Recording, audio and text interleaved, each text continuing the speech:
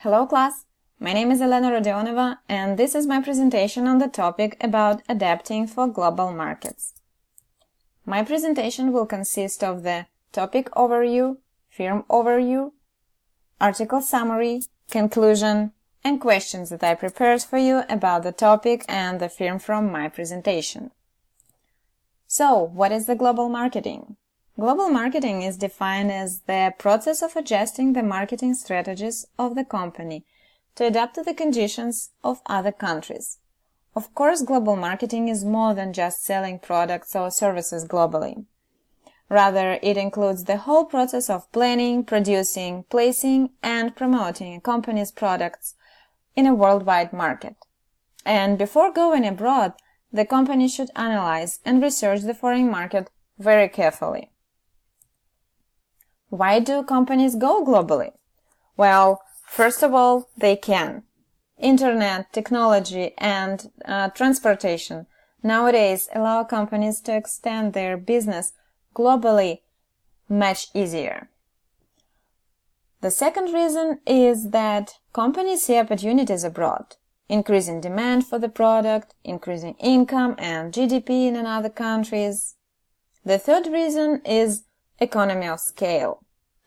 When the company produces more products, each item costs less amount of money for the company, therefore company can earn more gross margin on the sales. And the fourth reason is revenue stream diversification. When company sells in different countries, it means that this company depends less on the economic condition of one individual country.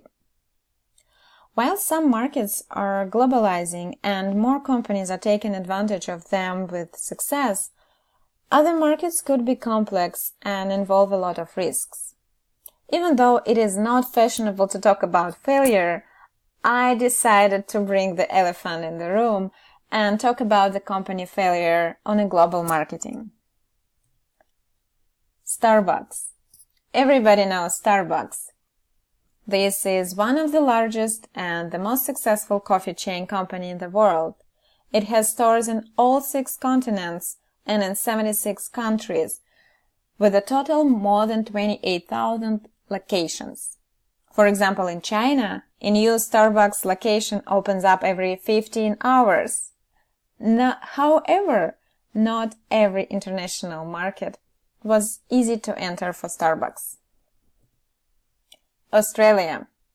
Back in 2000, Starbucks entered Australian market, which is proven to be the toughest market in the world to break into. The brand opened its first store in 2000 in Sydney, and since that time Starbucks expanded quickly over the continent. But in 2008, having already 87 stores in Australia, Starbucks had to close more than 70% of them, leaving just 23 stores on the entire continent. Yes, financial crisis of 2008 was a part of this decision, but there was no any other country in the world where Starbucks would close more than half of its stores in that year. Even nowadays, Australian continent has only 42 Starbucks.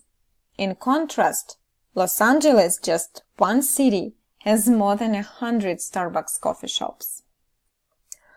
So, what went wrong with the Australian market? While Chapter 8 of the textbook talks about what companies should do before entering the international market, I chose the article that highlights the most common mistakes that companies make when they go globally. And the first mistake, as you can see on the slide, is not specifying countries. Executives tend to think about overseas markets in a vague regional terms. For example, we are shifting our focus to Asia. We would like to double our growth in Europe. Oversimplification creates a problem because Europe is big and Western Europe is different than Eastern. India and Japan are both Asian countries, but they have totally different cultures, traditions, and values. Every country has its own local laws, cultural norms, forms of currency and payment, and unique business practices. And not considering individual points of each country, the company will have a hard time to conquer the foreign market. It is essential to break up broader geographic markets into individual countries and to conduct thorough local market research. The second mistake is not paying enough attention to internal data. Many companies rely heavily on external data sources to guide their decision-making about entering a foreign market. However, analyzing your own data will help you determine whether your company has a strong product-market fit or not, and to answer the following questions. How much opportunity the company has in that market? How easy it will be for your company to do business in that market? And how much success you have already had with that market? The third mistake is not adapting sales and marketing channels. Many companies believe that they can enter new markets by following the same strategy that brought them domestic success.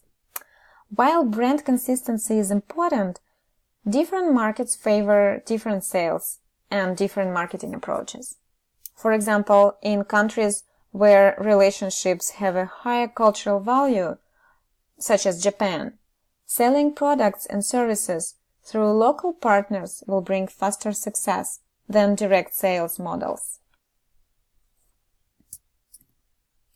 Another mistake is not adapting the product offering.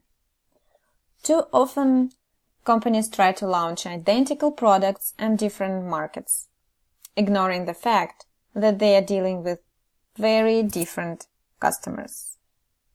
For example, a software company will not succeed abroad if it sells the same product that it sells at home, if users in the new market are not familiar with certain advanced features.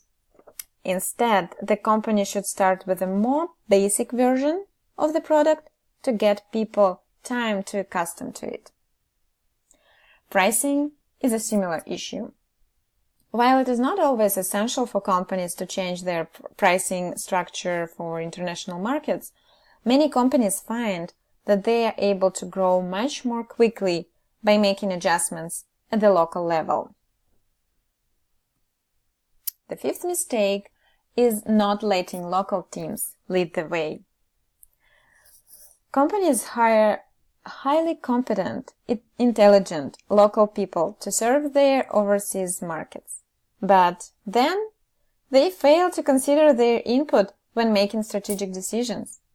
It is extremely important because these individuals not only know the country and its tradition and people tastes, they know your business.